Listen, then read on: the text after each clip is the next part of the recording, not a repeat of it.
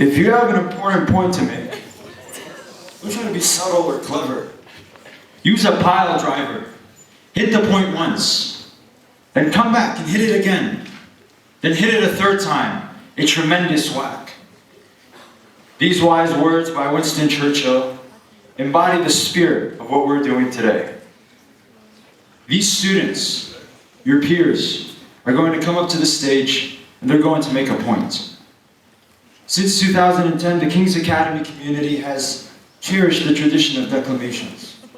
An event, an opportunity for students, for us, to find our unique voices, muster our confidence, hone our skills of rhetoric, and finally, to declaim. That's only one half of the equation. What's really special about declamations is what you, the audience, can learn from these speeches. Declamations are not all about speaking, they're about listening. Your fellow classmates will come up here, advocate for their passions and causes, and then it's up to you to learn from them. Now I'm going to need you to pay real close attention, because Mona Abdo, the sophomore finalist for the English declamations, has a point to make. She has eloquently hammered and whacked her powerful words into our hearts, inspired by the passion and suffering of a 7-year-old Palestinian girl in the face of occupation. Mona Abdo is here to teach us all a little about life. Listen to her words, embrace her passion, and learn from what she has to say. And now, without further ado, help me in welcoming the sophomore finalist for the English declamations, Mona Abdo.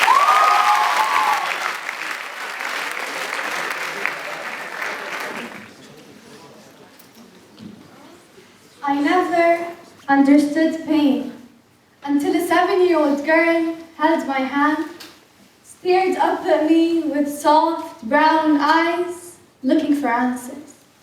I didn't have them. I had dried pens in my back pocket that could fill pages of understanding a resolution.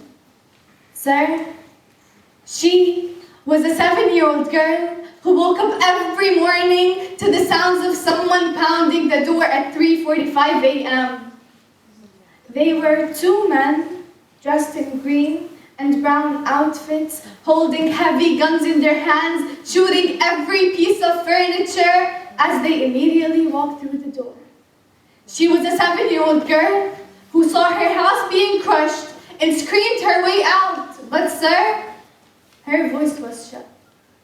She always said, I wish I could walk to school one day without hearing the sounds of bombing over Gaza. I wish I could get my new toys with me and show them to my girlfriends without having an Israeli soldier put his hands through my pocket and stepping on those toys of mine. I wish I could ask my father to take me to the park where I could have him to buy me cotton candy and play with me on the swings perhaps. Pause. My father suffered from bullets that tore through his neck and vocal cords to death. Silence. Sir, she was a 7-year-old girl who, with all pride, held the Palestinian flag in one hand and a stone in the other, instead of holding a pencil in one hand and a book in the other. I guess she never knew the real equation. I guess she never knew the real equation. She never knew that 6 bullets times 8 bodies equals 5 presidential meetings. She never knew that 6 tanks times 8 weeping children equals silence in 4 UN resolutions. She never knew that 6 bullets times 8 bodies equals 5 presidential meetings. She never knew that 6 tanks times 8 weeping children equals silence in 4 UN resolutions. This is our land, she said. She's 7 years old, and this is our land, she said. She sees my dried pens, no longer waiting for my answers, but repeating to the people of the world the words of Rafif Ziyadeh. We teach life, sir. We teach life, sir. We Palestinians teach life after they have occupied the last skies, and we teach life after they have built their settlements and apartheid walls after the last skies. And we teach life, sir. We teach life, sir. We Palestinians wake up every morning to teach the rest of you life, sir. Thank you.